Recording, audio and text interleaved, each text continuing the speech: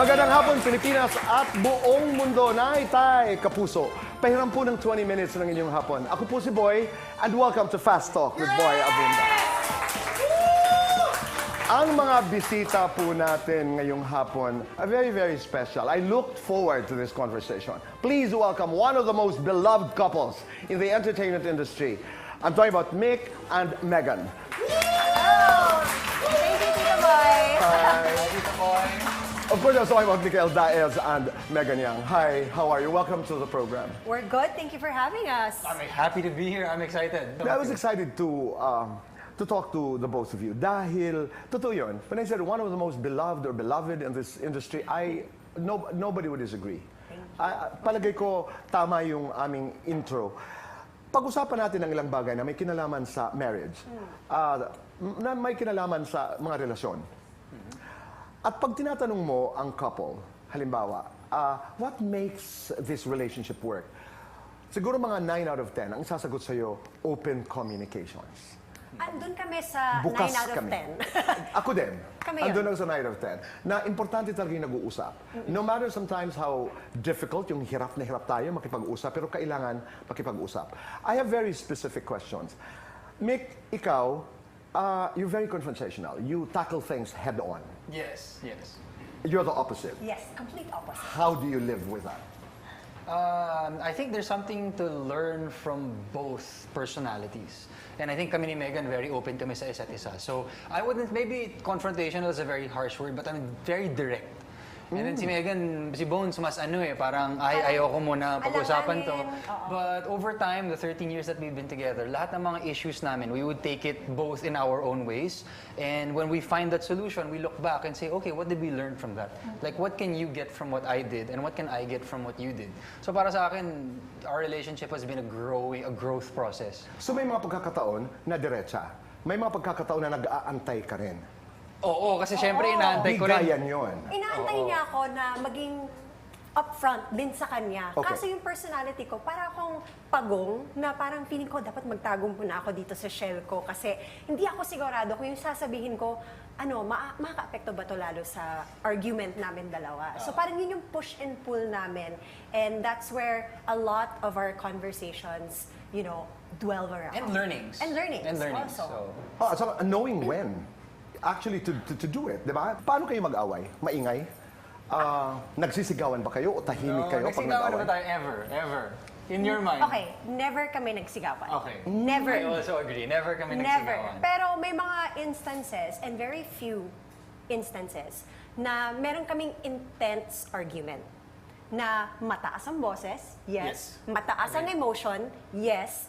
Pero never kami nagsisigawan, never kami nagkakasakitan. Never nagbabatuhan ng kung Never, ano-ano, yeah. pagkain or anything. Pero very emotional. Very Yeah. emotional, and I would Very say, raw, I'd say. para siyang like, lalo na ikaw, pag mataas yung emotions mo, very hindi naman sa under the breath, pero very, ganito ako. Ito Okay. yung pakiramdam ko. Ganon. I get Iba that. yung tono niya. I get that. At saka minsan, deliberate yan. Dahil ayokong sumigaw, the intensity ay ilinalagay ko doon sa katahimikan na sinabi ko naman sa'yo na yung gano'n. Tito Boy, Diba? Mismo. Oh my I get God. that. Kasi parang, Ay, andun ka ba, Tito Boy? Minsan ano Nag-usap kasi- kami na. Wait. Nag-away kami ng isang linggo. Actually, sumisilip ako minsan. Hindi, joke. minessage ko si Tito Boy. Tito Boy, ito yung ginawa ko. No, but I wanted to know, halimbawa, 13 years into the relationship, 10 years and then 3 years of marriage, nung umpisa ba, kasi, I'm watching you now, and kayo ba yung dalawang tao na ito ang aking non-negos? Ito ang non-negotiables ko from the very beginning of the relationship. I have non-negotiables. And my non-negotiable was no cheating. Okay. Yun yung non-negotiable ko. If ever na mag-cheat ka, then wala na yung relationship. Alright. Pag nag-cheat si Fofo, goodbye. Goodbye. Talaga? Parang yun yung non-negotiable ko. Pero, I haven't thought about a non-negotiable in a really long time. What do you want to say? Well, okay, so I think semantics to parang Megan, yung non-negotiable is a very strong word for you, I'm sure. Yes. For me, my non-negotiable, I mean, you could also say it's the core of our relationship. Okay. So that's also kind of what I mean. Para sa akin yung Anong non-negotiable, ibig sabihin ng core ng inyong relasyon? parang yun yung foundation. This is where our Correct. relationship Pero is so, built. ano dun ang hindi negotiable? So para sa akin, two things lang yun. So it's very easy para sa akin, kailangan simple. First is complete honesty. Very similar to what you said, open communication. Absolute, complete 100%. honesty. And it doesn't have to be instant, but we always have to continually build towards that.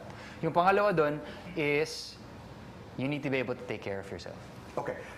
May tanong lang ako. Doon sa complete honesty, if if it includes, Fofo, Mick, I cheated on you.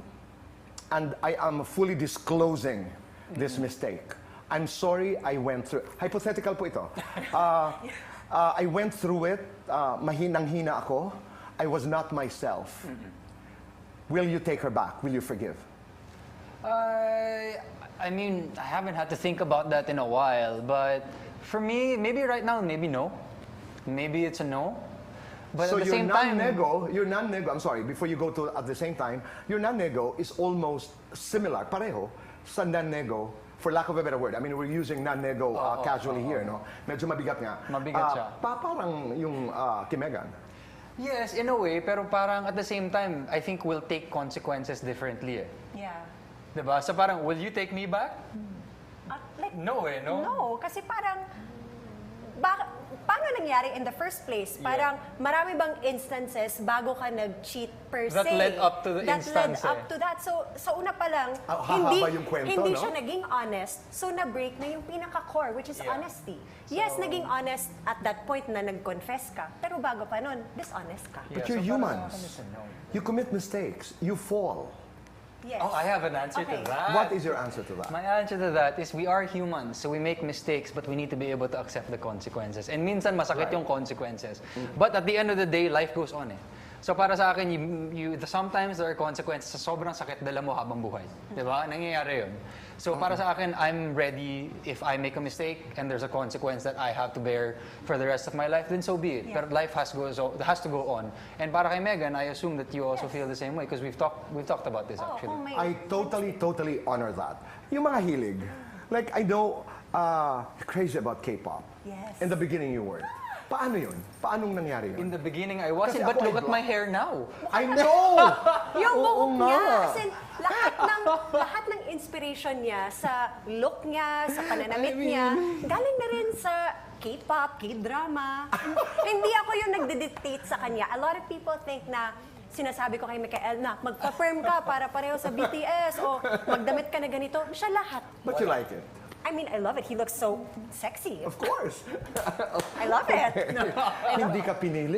Talagang No, napunta na lang not doon. at all. And you're enjoying it. I'm super enjoying it. One thing that I like about the honesty and open communication is we're also open to what each other wants to do. Right. And parang kung may ginagawa si Bones, tas nakita ko biglang may yung TV namin, may malaking muka ni Jin from BTS. Bakit tinititigan niya isang lalaki doon sa TV natin? Right. I was interested why. So I got into it, I dove into it, nagustuhan ko rin.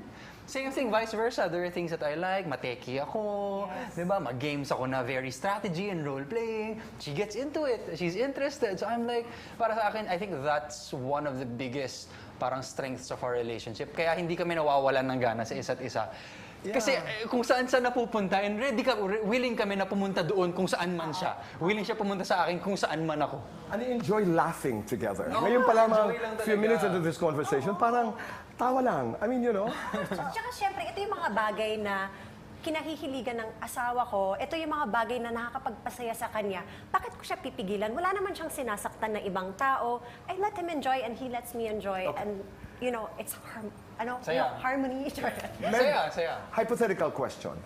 Halimbawa lamang, right after this conversation, after this interview, Mick wants to bring you to dinner to, you know, one of the best restaurants in town.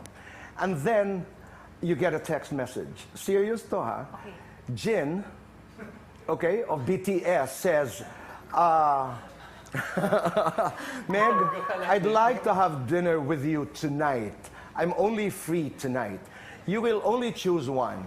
Will it be, you know, Mick or Jin? Ang kasagutan, nanay, tatay, kapuso. Sa pagbabalik po ng Fast Talk with Boy Abunda. Kami nagbabalik po dito sa Fast Talk with Boy Abunda. Kasama ho natin, Bones and Fofo. maraming salamat. I want to go to my question. Okay. Dinner tonight, okay? Si Jin, sabi niya, Megan, this is my only free time. I have to meet you at this restaurant. Same time ito, ha? 8 o'clock in the evening. Okay. And Mick says, Bones, we have to have dinner. I want to have time with you and I just miss you. I love you so much. Sino ang pipiliin mo? Si Jin ng BTS o ang iyong asawang si Mikael? Si Jin.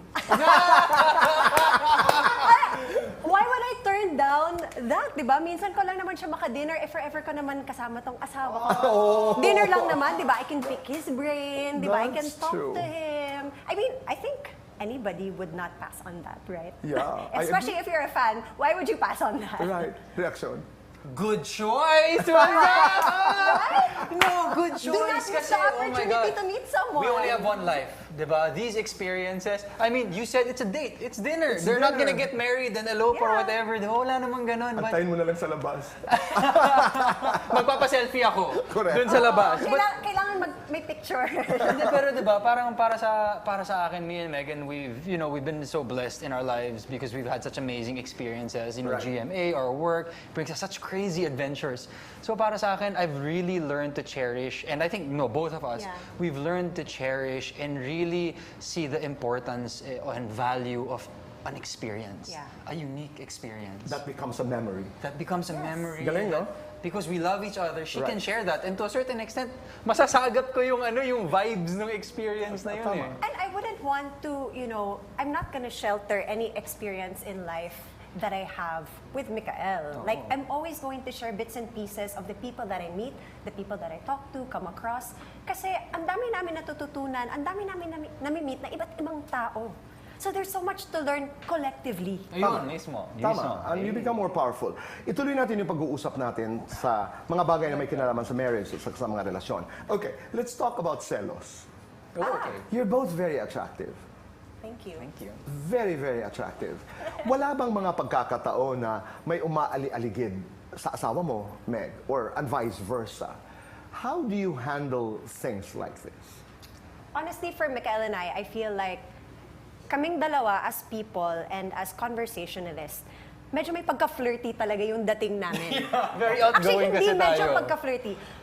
Flirty talaga yung dating namin kapag may kinakausap kami na baka mamaya may kausap ako na lalaki and I want to get to know this person kasi curious ako sa kanya. Nami-misinterpret yun as nagfa-flirt ako sa kanya and vice versa. Yeah, true. Maraming beses din na may mga babae na akala nila nagfa-flirt si Mikael sa kanya pero yun lang kasi kami. There was no like malice dun sa ginagawa namin. So I get that. Pero pinag-uusapan namin yun at the end of the day na, uy, kausap ko si ganito. And he's like reminding me na, hey, baka akala niya na nagfa-flirt ka sa kanya. So like, ingat lang na baka ganito yung galawan mo, ma-misinterpret. And vice versa. Sinasabi ko rin yun sa kanya. Pero wala pang pagkakataon, Meg, na may gusto kang sabunutan. Wala naman. Wala pa? Wala naman. Huwag na sana umabot doon. Oo. Okay. Kasi Or, malakas akong sabot. or Meg, wala pa namang napikon ka sa isang pagkakataon dahil, going beyond boundaries. I have a deeper answer to that, Tito Boy. Go ahead. Para sa akin kasi I go back to the core value, which is the second one was, you need to be able to take care of yourself. So para sa akin, Megan knows this, Bones knows this, na if something's going on, you're aware that maybe there are guys out there who are trying to flirt with you. I have full faith in Megan that she will be able to handle it. Yeah. And if she cannot handle it, let's say there's a physical aspect already to the advances of the people around her, then she can let me know. But that's never really happened naman. Kasi kung lasing, okay lang naman, we just walk away. Yeah.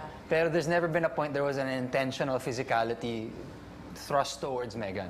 So anything other than that, I fully trust my wife, Bones, Tama. to be able to handle it. And I'm like, oh, okay, kwentuhan mo na lang ako and we'll just laugh about it. Pag may umaaligid, get away from me.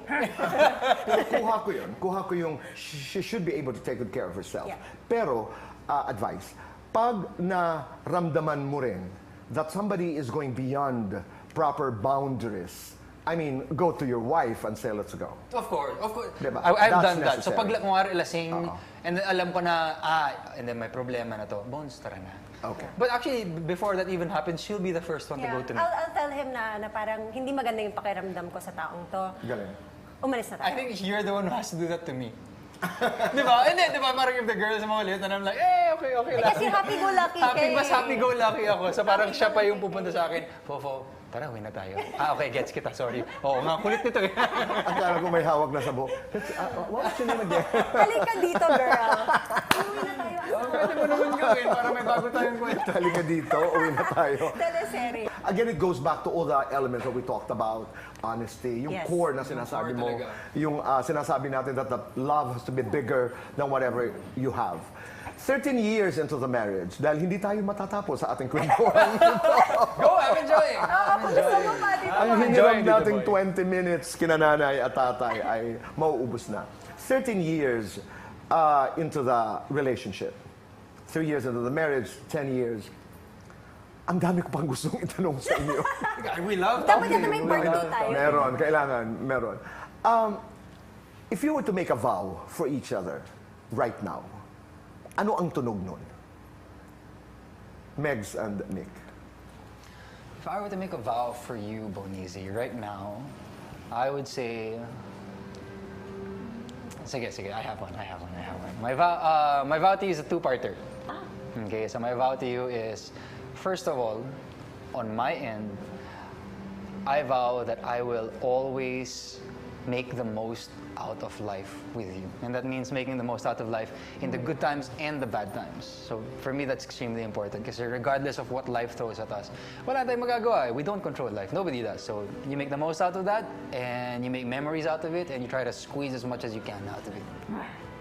And the second part is, I vow that I will always be there to help you grow as a better person. Because for me, what's the point of living through life if you don't want to at least try to be a better person? Yeah. You don't need to succeed, but for me, you at least need to try. That also ties in with my vow because my vow was that I will always work towards being better and better every day.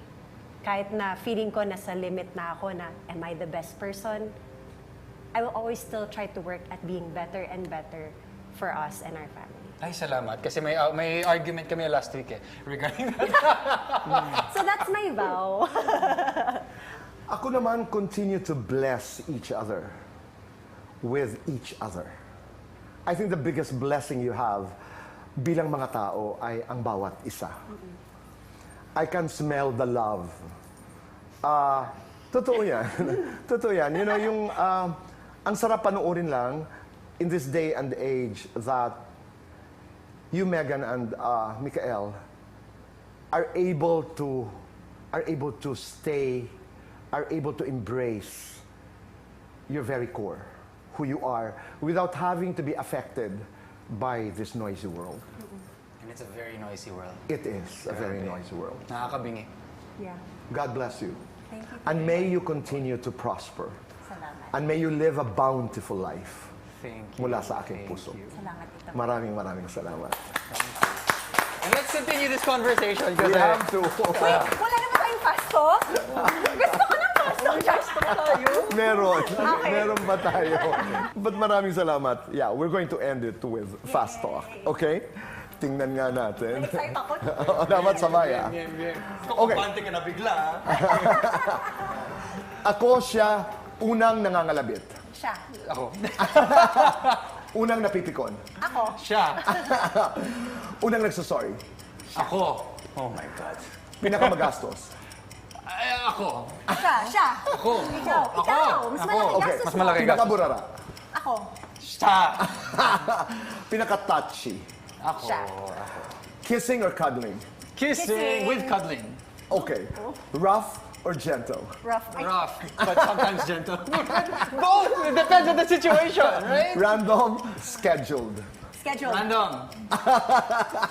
Sisigaw, bibitaw. Sisigaw! Kagatlabi, kagatdila. Kagat dila. Kagat dila. More kasal, more sakal.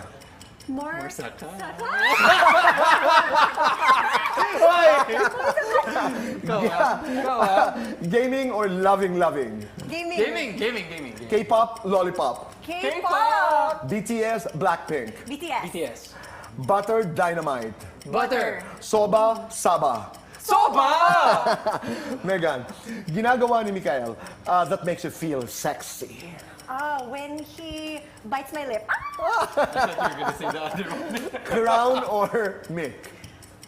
Mikael, tapos yung crown. Mikael, ginagawa ni Megan that makes you feel hot. When she caresses my neck. Coffee, tea, or Megan? Coffee.